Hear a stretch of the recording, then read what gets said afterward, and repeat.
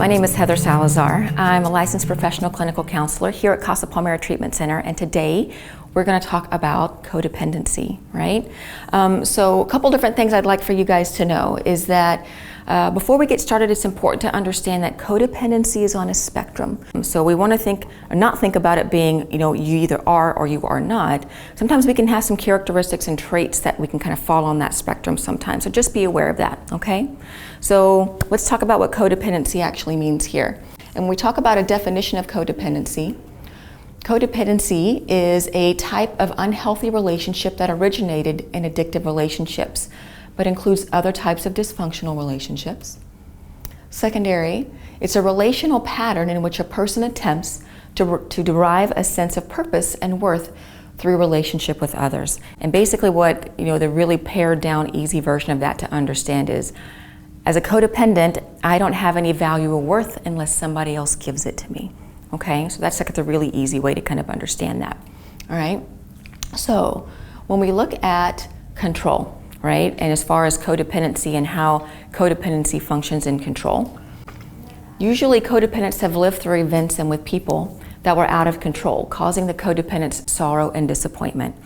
A lot of the times we see that people who have codependency issues usually grow up in a household or in an environment that's usually unstable. It's perceived as the people that they're growing up around and they're supposed to give them guidance, and we always talk about the love, affection, and approval. It's perceived that that's not there. There's not a lot of stability there. So what ends up happening is people who are codependent don't have the ability to really connect to other people and their primary caregivers when they're younger. So what ends up happening is they seek that out in other unhealthy ways as they grow and get older. Okay, so that's usually where the root of this comes from.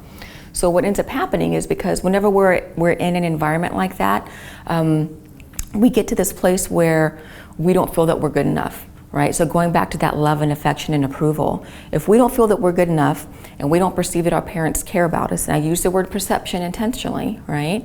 A perception in the sense of if I'm not good enough, then we kind of get this deep-rooted seed that says, I'm not good enough. So we kind of end up going through life feeling that way about ourselves.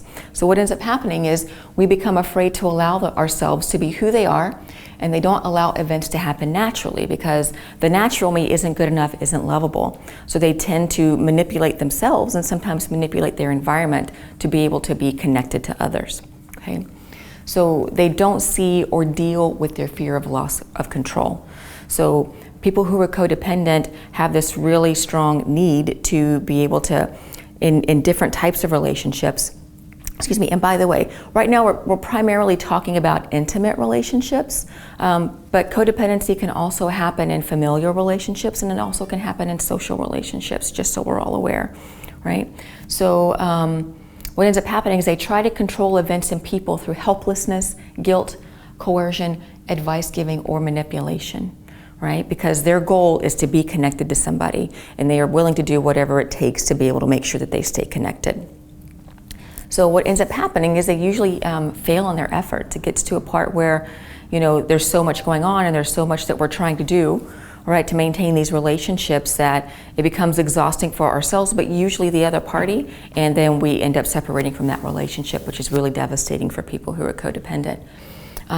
So what ends up happening is even though you're trying to control, and when I say control, I want you to think about, a lot of times it's a subconscious thing that we do, but sometimes it can be very conscious, but we actually end up feeling controlled by events and people. So this is what codependency may look like, and we'll get into detail with some of these in a couple of minutes, but I just kind of want to give you a quick list. Codependency may look like you might have a hard time saying no. You may have poor boundaries. You may have a lot of emotional reactivity. That means you might get angry easy, sad easy, upset easy, anxious really easy, and it's very difficult for you to regulate yourself. They always feel compelled to take care of other people. They need to control, especially over others.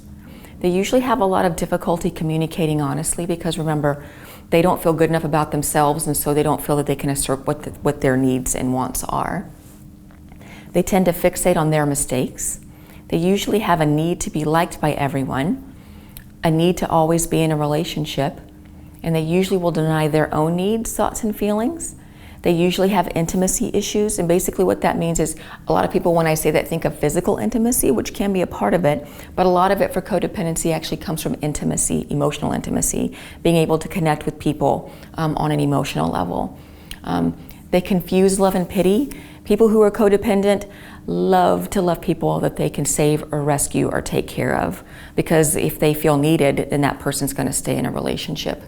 And there's also a fear of abandonment. That's one of those things that, comes from a lot of our childhood, issues with mom and dad, or our primary caregivers, or sometimes even our social circle when we're kids too, can play a big role in that. So, characteristics of codependence. So these are some things that people who are codependent might think, feel, or say, all right? So if we're codependent, we might feel that, your struggles, the person on the other side of this relationship, affect my serenity. I focus my mental attention on solving your problems. And an important thing to understand with that is, again, we have this need to be connected to somebody. So, what we do is we tend to hyper-focus on this other person, and we try to make sure that everything that they need is taken care of. Because again, if they're stable and they're okay, and they're not going anywhere, then I'm okay. And you'll find that's going to be a common thread in some of these things that we're going to be talking about here. So the next one says, I focus my mental attention on pleasing you, protecting you, or manipulating you to do it my way, right? So again, doing what we can to make sure that that relationship stays in place, right? And making sure things are happening my way, because when I control that environment and you're not going anywhere, then I'm safe.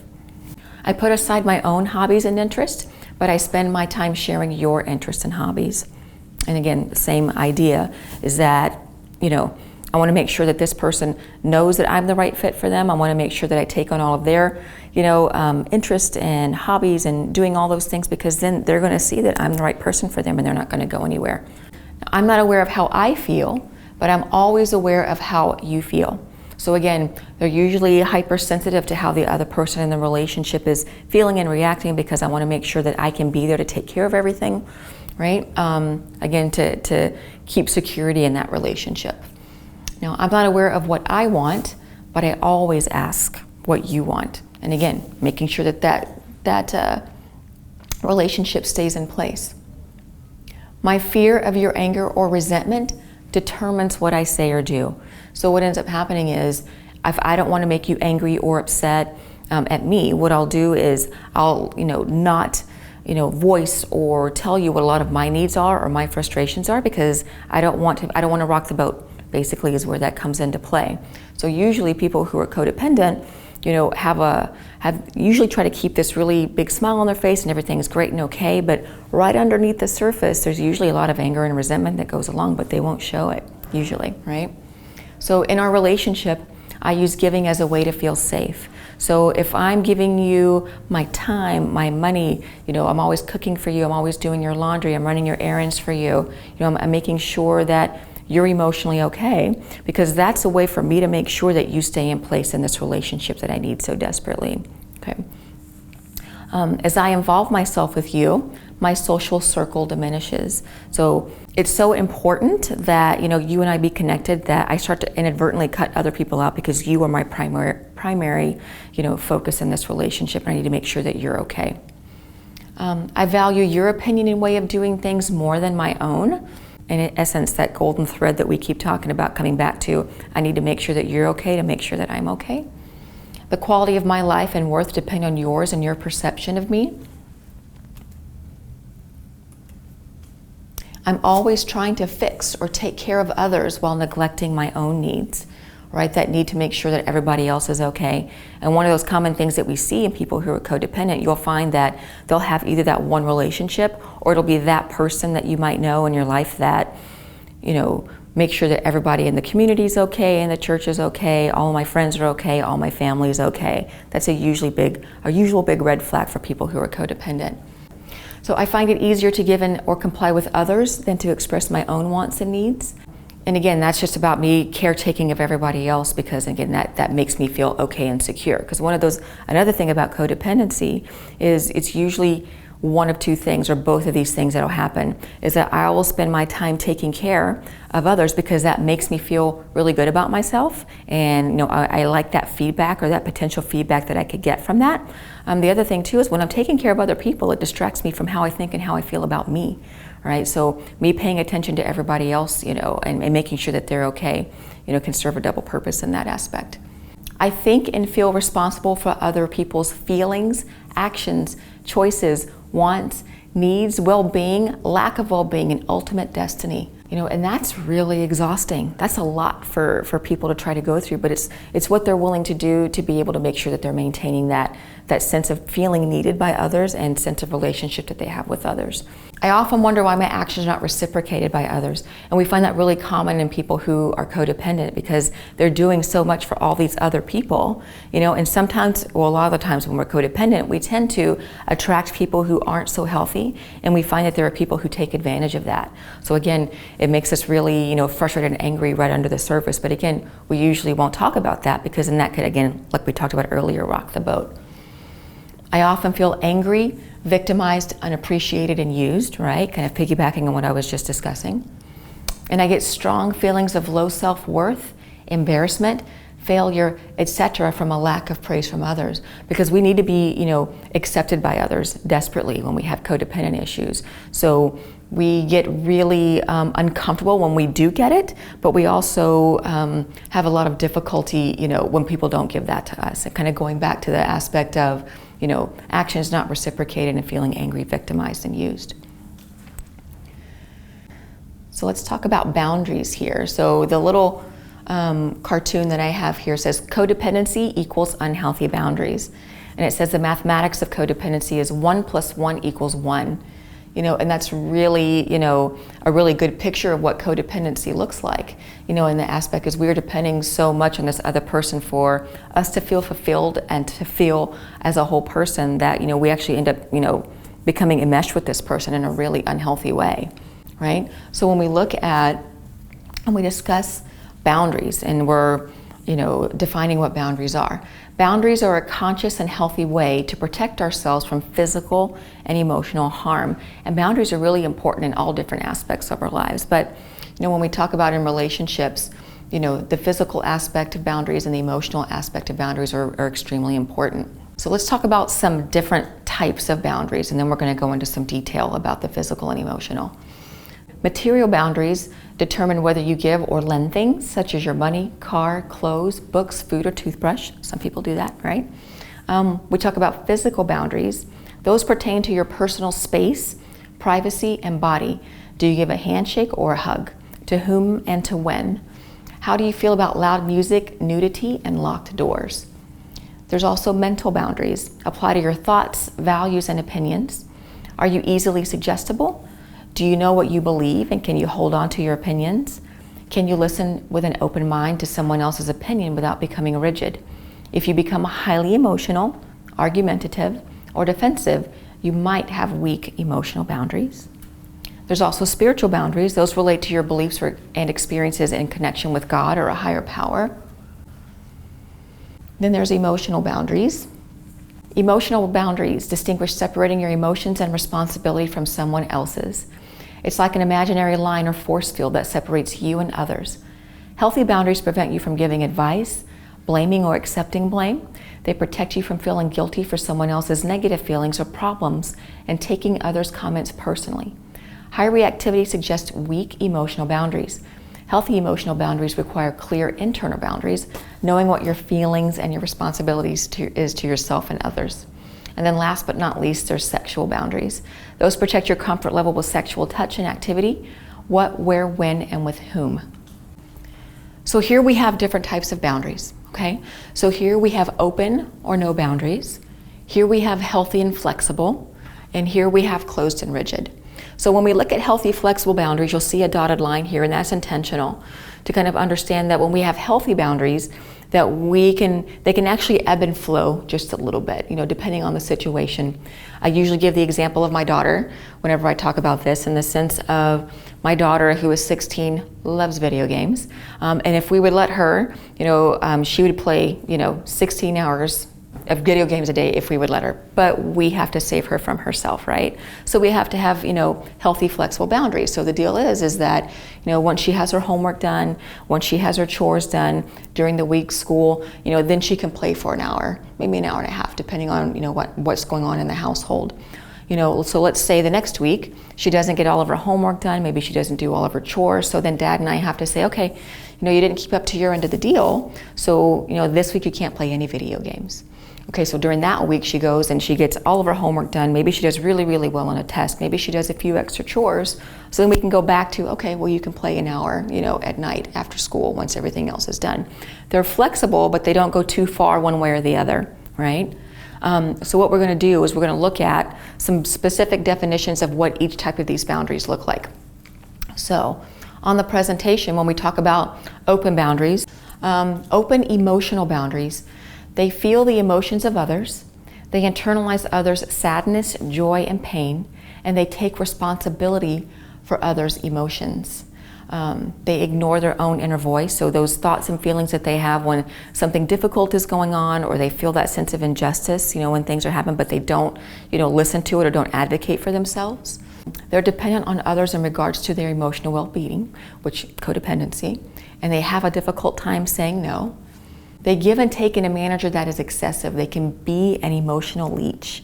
That can be really difficult for people to hear and understand, but basically what that means is that if I'm in a place or a position where I consistently need others' feedback, I'm consistently checking to make sure somebody's okay, I might have a lot of difficulty regulating my emotions. I get sad really easy, right? Might get upset really easy, or might react really easy. That can be really devastating on a relationship, so it can be really difficult, and that's usually one of the things that causes those relationships to sometimes split, is because they have such a difficult time, and they require a lot of time and energy to put into that relationship. The last one here says that they don't have the respect for the rights of others, because kind of when we go back to that control aspect, they're trying to do what they need to do to make sure that their environment in that relationship is maintained. So for them, a lot of time that comes first. When we talk about open physical boundaries, they often touch others without permission. They allow others to touch them or enter into their personal space, even though that individual is uncomfortable. So we see this a lot frequently here in treatment. We might be in a group and somebody might be having a really vulnerable moment, they might be tearful, and we can always tell who the people who are codependent are because they want to run and give that person a hug, and then we have to say, no guys, you have to kind of sit in that, because they want to take that on and they want to make sure that this person is okay. So being able to maintain those boundaries are really important. Okay, so next we're going to talk about closed boundaries or rigid boundaries. That's this one here, right? The thick wall. We always kind of think about it in a castle, with a moat around it with no doors or windows. They don't let anything in and they don't let anything out.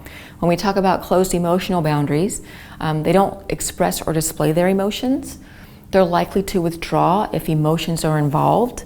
And they're resistant to taking or receiving emotion. So they don't ask for help, or if somebody comes to them for help, they will find a way to kind of exit quickly because they don't know how to handle that, or they don't want to handle that, so they'll find a way out of the situation.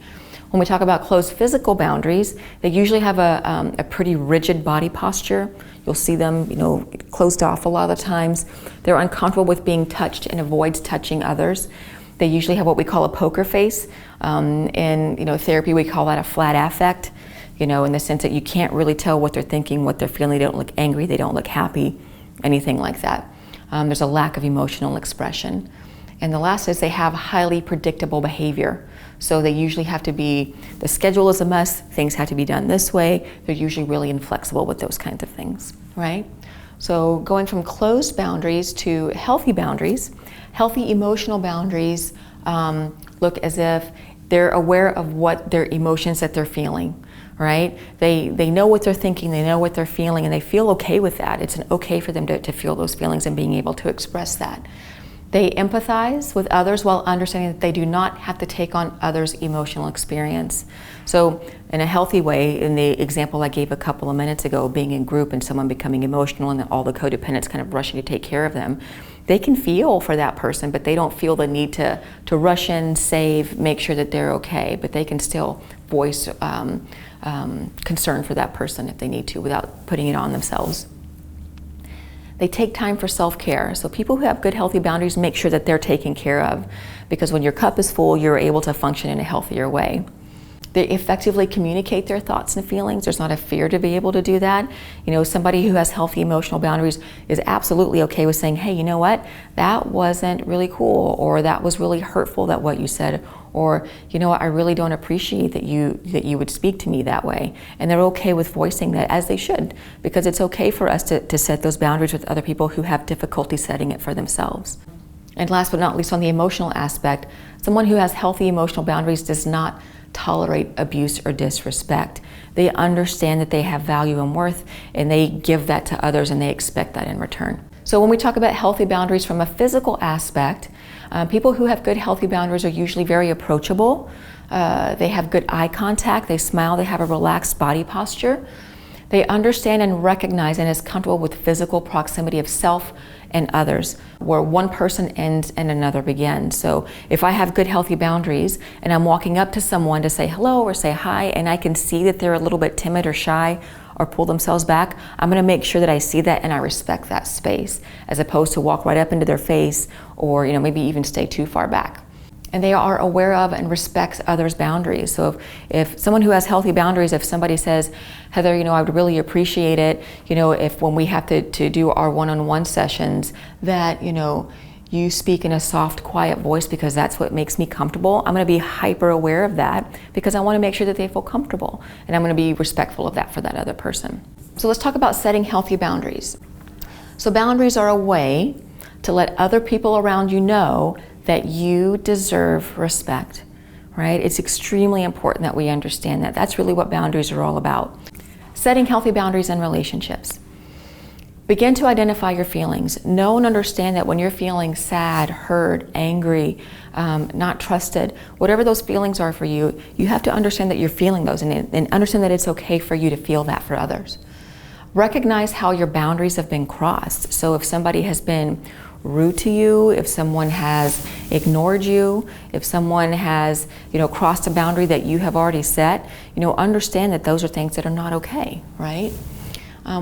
We need to recognize how our boundaries need to be set. So if I'm in a relationship where someone is always talking over me, if they are always, having me do lots of things because they don't want to do it themselves, or abusing my kindness in that aspect, we need to understand that, there's nothing wrong with doing something nice for somebody, right? But when it's being abused, or things aren't being reciprocated, or you don't feel that mutual aspect of that relationship, then that's something that needs to be addressed.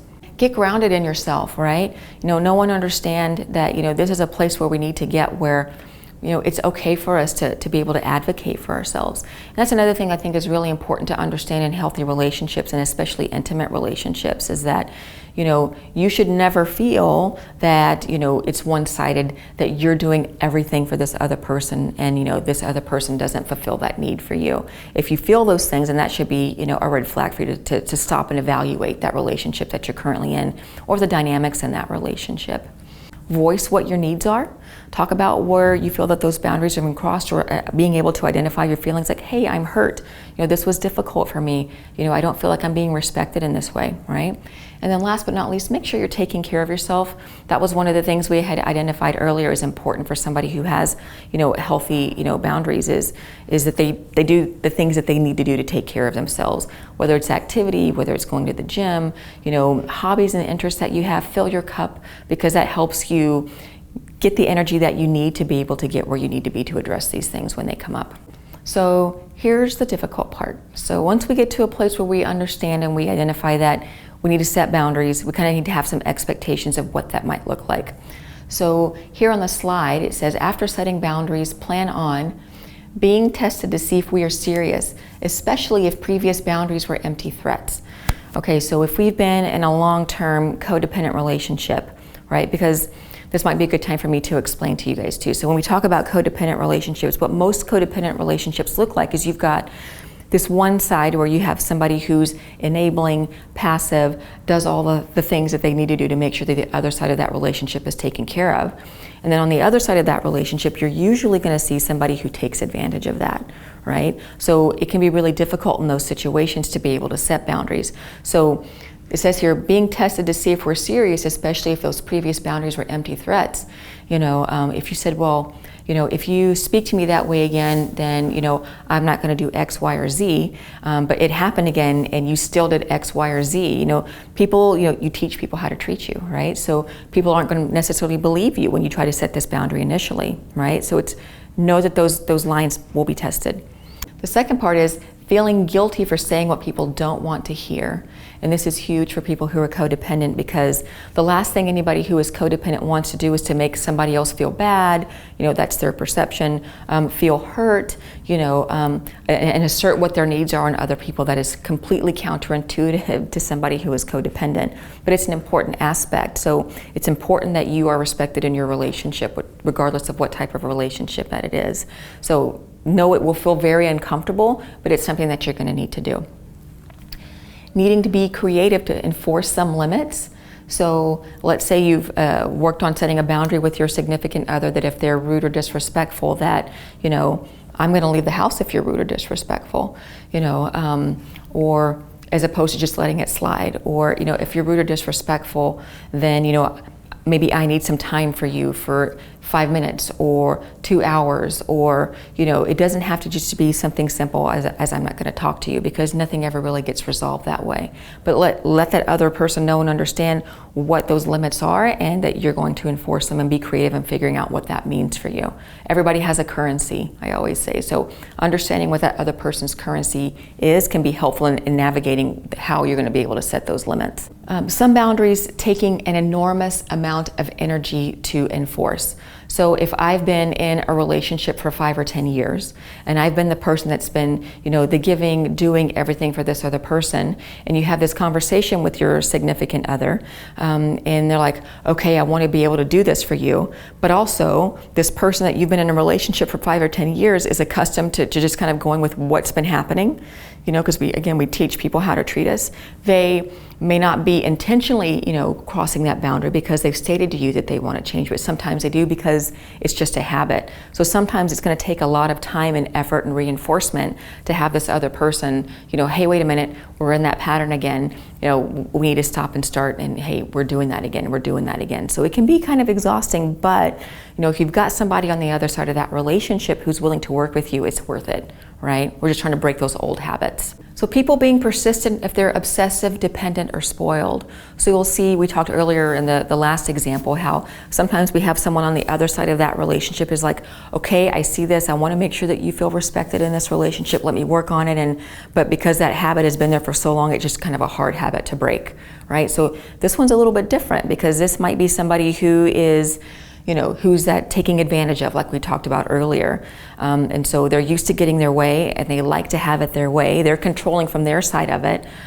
So it can be really difficult to deal with somebody if they're going to throw a temper tantrum or get angry with you or ice you out, for lack of better words, if they're not getting their way. So it can take a lot of time and energy, and that's going to happen if that's the type of person that you're in a relationship with, okay? So after setting boundaries, plan on people trying to guilt us into changing our minds, because man, if I was in a relationship for 10 years and I always got my way and everything was taken care of for me, I might try to guilt you into doing that because that life was just a lot easier for me, right? So expect for that to potentially happen.